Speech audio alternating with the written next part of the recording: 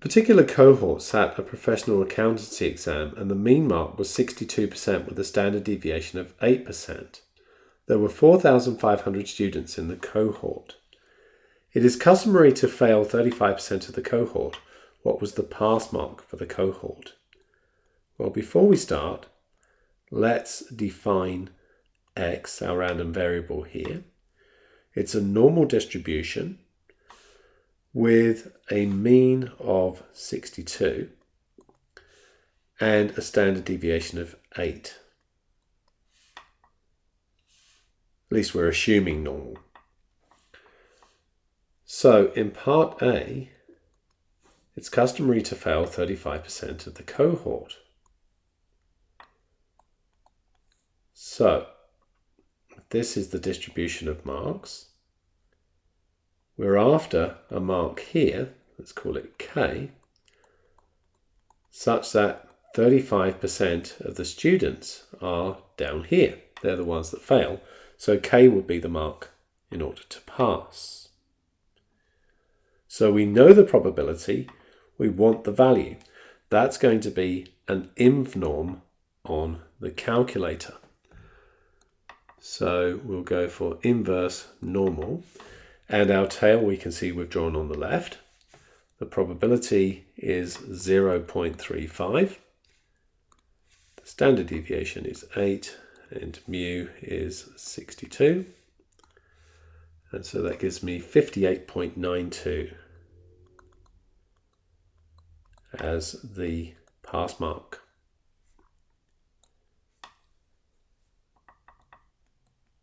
How many students achieved a mark of 70% or greater? So,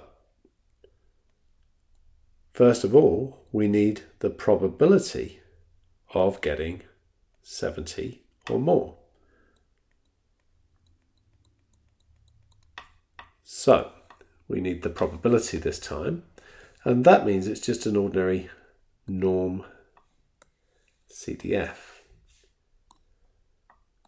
So, normal CDF, a lower of 70, and I know that they can't really get more than 100, but the distribution can go up infinitely, so let's just say the upper is infinity, and sigma is our standard deviation, and for this one it was 8, and the mean is 62.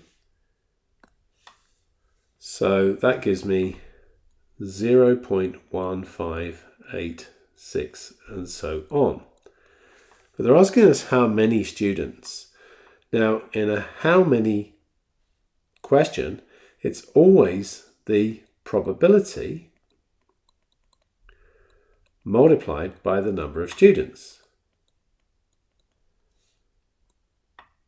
So we're just going to do that answer times 4,500, and we'll say that is 714. So let's just say that's approximately 714 students. Remember, probability times the number doing it. It's just like if you've got a standard cubical die, which has a probability of 1/6, and you roll it 600 times, then you'd expect to get any individual number 100 times. So that's nice and easy to remember, and then you can remember it in these harder situations.